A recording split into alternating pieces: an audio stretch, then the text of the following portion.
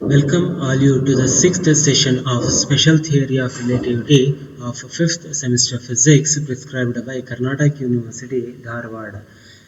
I am Sunil MH, Assistant Professor of Physics at GFGC, Ranebennur. In this session, we are going to study the relativity is a simultaneity process and law of addition of velocities.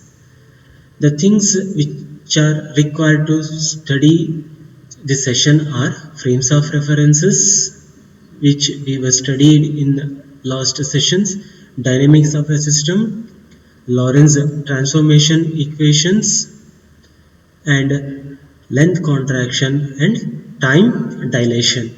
These are the things we need to study before going to this session. We were already studied these sessions. Relativity is a simultaneity. Relativity, it's a process of simultaneity. We are going to prove that an event occurs or taken place in one frame of reference at the same time may not be taken at the same time in other frames of references. So let us see this diagram. Here we have two frames of references, S and S prime. S prime is moving with the velocity v. These two are coincide at t is equal to 0. We have two observer, one is in S prime and other one is S prime frame. Two frames coincide at or when t is equal to 0. S prime frame moves with the velocity v with respect to S frame along the x-axis. Here we are considering the motion of S prime frame only along the x-axis, not on y and z axis. Two events are taken at x1 and x2 with respect to S frame at the same time t naught. Here the two events taking place at x1 and x2 with respect to S frame of reference at the same time, that time is recorded as t naught. Two events takes place at different times t1 prime and t2 prime with respect to S prime frame. Here the same same two events taking place at x1 and x2 with respect to S prime frame taking at the time t1 prime and t2 prime with respect to S prime frame to the observer who is at O prime, the origin of S prime frame, the one event at x1 and t naught at the same time. So using Lorentz transformation equation, you can write t1 prime is equal to t naught minus v by c square into x1 whole divided by square root of 1 minus v square by c square. This is the time taken or the time recorded by the observer at O prime. So the same observer at O prime records the event taken place at x2 and t naught occurs at the time t2 prime is equal to t naught plus t naught minus v by c square into x2 whole divided by square root of 1 minus v square by c square. Therefore, the time interval between the two events as observed by the observer at O prime, that is the interval between these two events which is not occurring at the same time with respect to S prime frame.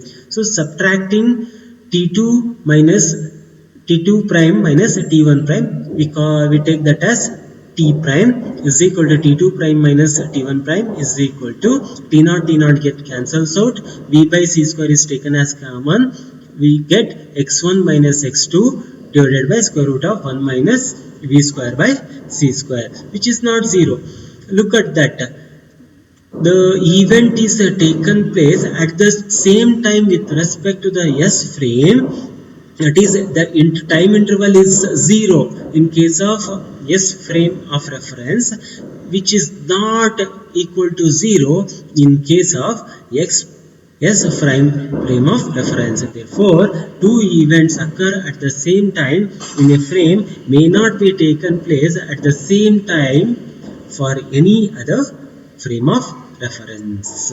This is called relativity simultaneity. That is, the time measured by different frames of references will be different. Next, we move for addition of velocities. Let us consider these two frames of references S and S prime. S prime is moving with a velocity v with respect to S frame of reference. Here, let us consider a particle. Here it is taken which is moving along x and x prime with respect to s and s prime frames respectively.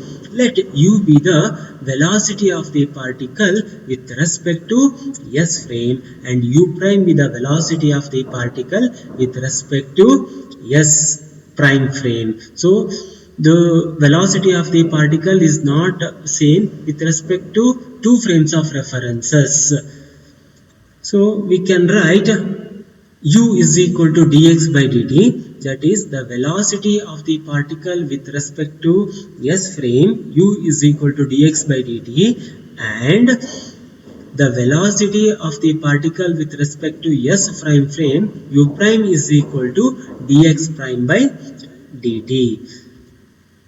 From inverse Lorentz transformation, we have this coordinate transform equation x is equal to x prime plus vt prime by square root of 1 minus v square by c square, and the time coordinate transformation equation t is equal to t prime plus vx prime by c square whole divided by square root of 1 minus v square by c square. Differentiating these two equations with respect to dt prime and simplifying means differentiate x with respect to dt prime and t with respect to dt prime, we get some equations, and again simplification means dividing those two equations, that is a dx by dt prime by dt by dt prime. We get this equation dx by dt is equal to dx prime by dt prime plus v whole divided by 1 plus v by c square into dx prime by dt prime, or we have mentioned that dx by dt is equal to u and dx prime by dt prime is equal to u prime. So we can write u is equal to u prime plus v by 1 minus u prime v by c square. If u prime is equal to c, that is if we take the velocity of the particle with respect to s prime frame as a velocity of light, and the s prime frame is also moving with the velocity of the light, that is v is equal to c, that is photon moving with the velocity c in s prime frame and s prime is moving with the velocity c relative to s. Then we can write, so substituting c whenever we have u prime and v, we get this equation u is equal to c plus c by 1 plus c square by c square. C square gets cancels out, we get 1 plus 1 is equal to 2, here c plus c, 2c, 2 gets cancels out, we get c only. This says that addition of any velocities to the velocity of the light c merely reproduces the velocity of light c only. Hence, velocity of light is the maximum attainable velocity. It is independent of velocity of the observer and the source. So it is a maximum attainable velocity. We cannot add any velocities to the velocity of light. It is always remains constant, that is c, which is equal to 3 into 10 to the power of plus 8 meter per second. So under the law of addition of velocities, we can conclude these points. The law of addition of velocities applies only when the two velocities are in the same direction. Means here in this last example, we considered that the particle and the frame of reference s prime are moving along the same direction that is x and x prime. So we can apply this law of addition of velocities only when the particles are moving along the same direction.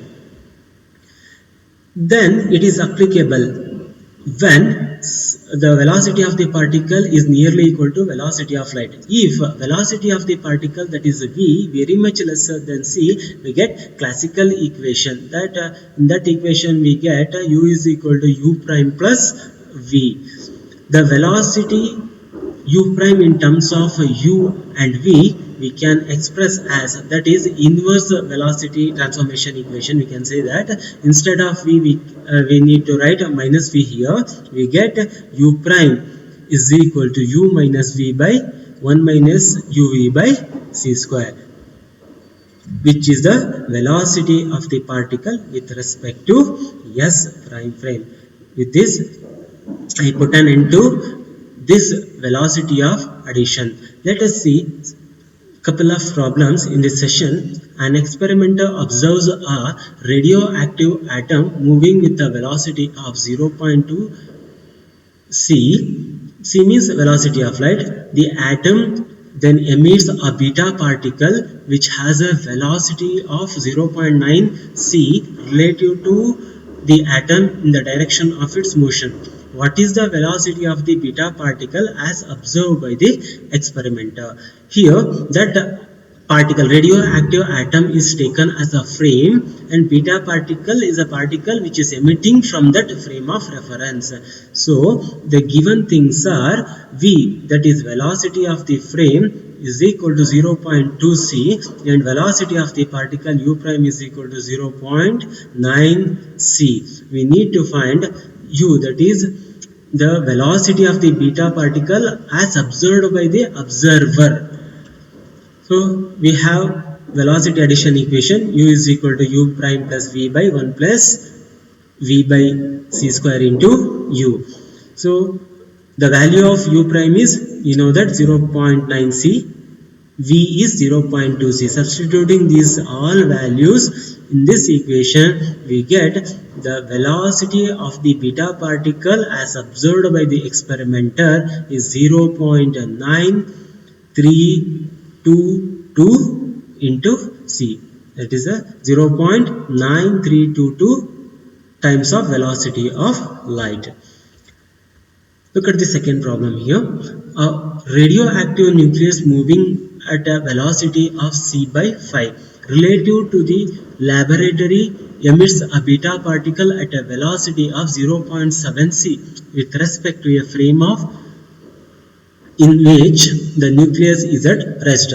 What is the velocity of the beta particle relative to the laboratory? Is the same kind of problem which we were seen in the last slide. Here given the velocity of the frame, that is the radioactive nucleus, the velocity of the radioactive nucleus is c by 5, which is equal to 0.2 times of c, and mu prime, that is the velocity of the emitted beta particle, is 0.7 times of c. Then we need to find the velocity of the beta particle, that is u, with respect to the lab. So again we can use the velocity addition equation, u is equal to u prime plus v by 1 plus v by u square into c. Substituting the value of u prime as 0.7 c and v as 0.2 c, we get the velocity of the particle as observed or as measured by the laboratory observer is 0.789 times of velocity of light. With this I put an end to this session. The things which we were studied in this session are: the relativity is a simultaneous process. Relativity is not an absolute process. It takes in a simultaneous process. The process which is taken at the same time for one frame of reference may not be equal to same in other frame of reference. The process of law of addition of velocity. Problems on law of addition of velocities. Some of the books we can go through to study the special theory of relativity are here. Thank you all. Thank you.